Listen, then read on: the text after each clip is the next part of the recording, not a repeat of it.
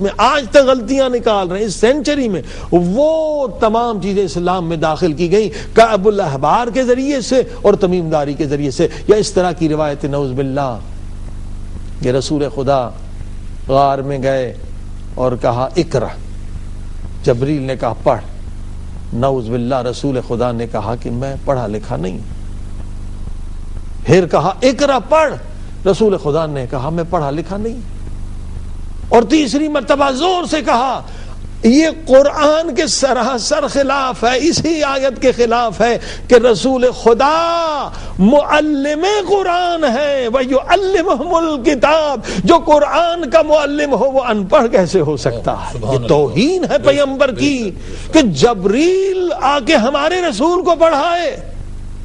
جبریل تو غلاموں میں سے غلام ہے۔ ابھی مولانا نے فرمایا کہ اسرائیل کو طاقت نہیں ہے بغیر اجازت کے در مصطفیٰ کے اندر داخل ہو جائے۔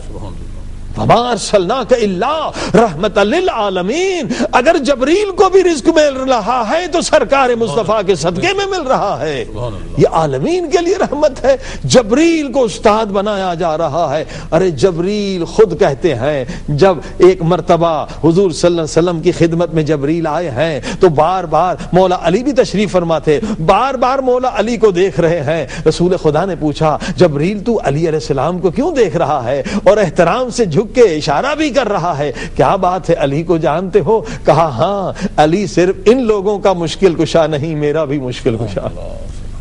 جبریل کہتے حدیث ہے۔ کہا بتاؤ کیسے علی تیرا مشکل کشا ہے؟ کہ جب پروردگار نے، جبریل کہتا جب پروردگار نے مجھے خلق کیا تو پوچھا اے جبریل من انت و من انا، تو کون ہے اور میں کون ہوں؟ میرے پاس علم نہ تھا، میں نے کہا خدا تو ہے، میں ہوں۔ ایک مرتبہ جلال میں آواز آئی، سمجھ گیا مجھ سے غلطی ہو گئی، میں نے غلط جواب دیا لیکن پریشان تھا کیا جواب دوں۔ پھر آواز آئی بتا تو کون ہے، میں کون ہوں؟ میں نے وہی کہا پروردگار تو ہے، میں ہوں۔ تیسری مرتبہ جلال میں آواز آئی، اب تو میں ڈر گیا، اب تو میں سہم گیا، کون ہے میری مدد کرے؟ تو مشکل کشا نظر آئے، مولا علی کا چہرہ نظر آیا۔ جبریل یہ جواب درست نہیں ہے بلکہ یہ تو کہ انت رب الجلیل وانا عبد الذلیل، تو رب جلیل ہے میں تیرا ذلیل بندہ ہوں۔ اب بتائیے جبریل کے کون استاد ہیں؟ علی جو کہتے ہیں میں نبی کے غلاموں کا غلام ہوں، وہ جبریل کے استاد ہیں، اور یہ روایت بتلا رہی ہے تو پتہ چلا، آگے خود آپ سمجھیں گے کہ روایت کیا چاہتی ہے۔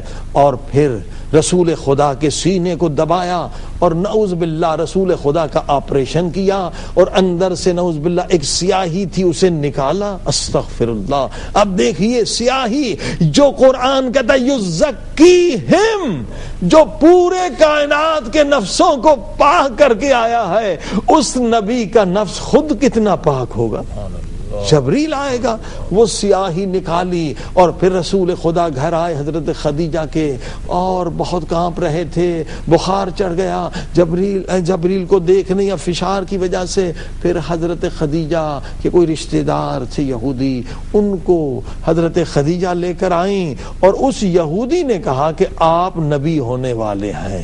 اب دیکھیے اس ساری روایت سے فضائل کس کے بیان ہوئے، فضیلت کس کی بیان ہوئی، یہودی کی یا ہمارے رسول کی؟ کہ رسول کو پتہ نہیں ہے کہ میں نبی ہونے والا ہوں، ایک یہودی بتا رہا ہے کہ آپ نبی ہونے والے ہیں، جبکہ حضرت عیسیٰ قرآن کہتا ہے پیدا ہوتے کہہ رہے انی عبد اللہ و آتانی الکتاب، میں اللہ کا عبد ہوں، اس کی کتاب لے کر آیا ہوں۔ عزیزان گرامی، ایسی حدیثیں صرف سنی کتابوں میں نہیں، اس طرح کی حدیثیں جو کعب الاحبار یا تمیم الداری کے طرف سے آئی ہیں اور ایک سازش کے تحت آئی ہیں، بڑی بڑی تفاسیر میں آئی ہے، وہ شیعہ کتابوں میں بھی ہیں، سنی کتابوں میں بھی ہیں۔ اب یہ بحثی بیکار ہے کہ جناب آپ کی کتابوں میں زیادہ ہے یا ہماری کتابوں میں کم ہے، بہرحال کتابوں میں ہے۔ اس کا حل کیا ہے؟ قیامت تک ہم اس پر بحث کرتے رہیں یا مل کے بیٹھیں اور اس کچرے کو نکال کے پھینک دیں جو توہین رسالت کر رہی؟ آج اس کی ضرورت ہے، اور یہ فقط اس وقت ہو سکتا ہے کہ جب سارے شیعہ سنی ایک ٹیبل پر بیٹھ جائیں۔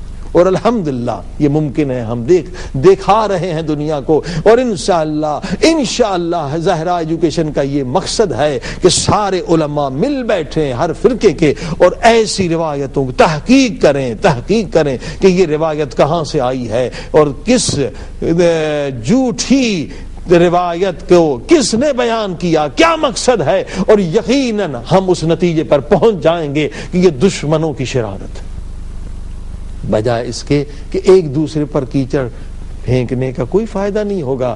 سننے والا تو یہ نہیں کہ یہ شیعہ ہے سنی، وہ کہے گا مسلمانوں کی کتابوں میں یہ لکھا ہے۔ دشمن اسلام یہ نہیں کہے گا شیعوں کی کتاب میں ہے یا سنی کی کتاب میں ہے، وہ کہے گا مسلمانوں کی کتابوں میں یہ چیزیں لکھی ہوئی ہیں۔ عزیزان گرامی، لہذا آج اشد ضرورت ہے کہ مل بیٹھیں اور ان مسائل کا حل تلاش کریں۔ اب کیونکہ ہمارا عنوان تھا تربیت اور تعلیم، جو اہم مقصد انبیاء ہے، یتلو علیہم آیاتہ وَيُزَكِّيهِمْ وَيُعَلِّمُهُمُ الْكِتَابَ وَالْحِكْمَةَ، سارے انبیاء آئے ہیں تاکہ ہماری تربیت کریں، ہمارے نفسوں کو پاک کریں، ہمیں علم دیں۔ عزیزان گرامی، تربیت کے لیے چاہے ہماری تربیت یا ہمارے بچوں کی تربیت، ہماری بحث اہم ترین نقطے پر ابھی چل رہی ہے کہ ہمارا عقیدہ کیا ہے۔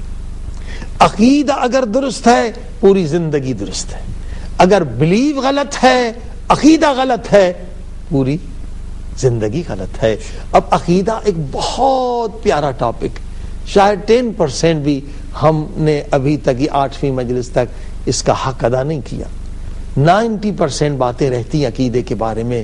خدا کے بارے میں عقیدہ کیا ہونا چاہیے، قیامت کے بارے میں آپ کا عقیدہ کیا ہونا چاہیے، قبر کے بارے میں آپ کا عقیدہ کیا ہونا چاہیے، خود ہماری زندگی جو ہے نا لائف، اس کے بارے میں ہمارا کیا عقیدہ ہونا چاہیے، ماں باپ کے بارے میں ہمارا عقیدہ کیا ہونا چاہیے، ازدواجی زندگی کے بارے میں ہمارا کیا عقیدہ ہونا چاہیے، مومنین و مسلمین کے بارے میں ہمارا کیا عقیدہ ہونا چاہیے، فیوچر کے بارے میں ہمارا کیا عقیدہ ہونا چاہیے۔ ایک عظیم الشان بحث ہے۔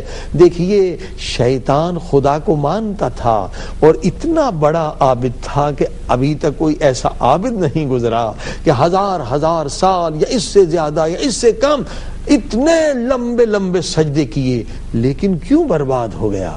عقیدے غلط ہونے کی وجہ سے۔ ابا واستکبر وکان من الکافرین، قرآن کہتا ہے وہ عقیدے نادرست ہونے کی وجہ سے تکبر میں مبتلا ہوا، وہ عقیدے نادرست ہونے کی وجہ سے ملعون بنا، وہ عقیدے نادرست ہونے کی وجہ سے مردود بنا۔ یہ بہترین مثال ہے۔ اے مسلمان، اے مومن، اے شیعہ، اے سنی، میرے بھائی، عمل سے پہلے عقیدے کو درست کرنا بہت ضروری ہے۔ عقیدہ اگر درست ہے، عمل درست ہے۔ اب خدا کو کیا، خدا کو شیطان نہیں مانتا، خدا کو مانتا ہے۔ کہتا ہے فب عزت کا، تیری عزت کی قسم کھا رہا ہے شیطان، خدا کی عزت کو بھی مانتا ہے۔ تو اس کا عقیدہ کس میں خراب ہے؟ خدا کو بھی مانتا ہے۔ آج بہت اہم نقطہ بتا رہا ہوں، اگر یہ ہم نے درست کر لیا، ہزار بیماریاں اپنے اندر سے نکال دیں گے تعلیم و تربیت کے۔ جیسے یہ امریکن کہتے ہیں $1 ملین پوائنٹ، واقعی عقیدے کے لیے 1 ملین بھی نہیں، 1 بلین بھی نہیں، اس سے بھی بڑی پوائنٹ ہے۔ یہ بہت اہم ہے عزیزان گرامی عقیدے کے بارے میں۔ شیطان خدا کو مانتا ہے، مگر کیسے مانتا ہے؟ شیطان خدا کو مانتا ہے، خالق مانتا ہے، مگر کہتا ہے میں مستقل ہوں، تو نے خدا مجھے بنا دیا، اب میری مرضی، تیری حکم کی اطاعت کروں یا نہیں۔ مثال عرض کروں بچے بھی سمجھ جائیں، جیسے یہ بلڈنگ ہے نا جس میں ہم بیٹھے ہوئے اسٹوڈیو یا کوئی کمرہ ہے، اب انجینئر نے بنا دیا۔ جب انجینئر نے بنا دیا، پہلے یہ بننے سے محتاج تھا، لیکن اب یہ بلڈنگ بن گئی، اب یہ انجینئر کی محتاج نہیں ہے۔ یہ شیطان کا عقیدہ ہے کہ تو خالق ہے لیکن تو نے مجھے بنا دیا، اب میں مستقل ہوں، اب میں تیرا محتاج نہیں ہوں۔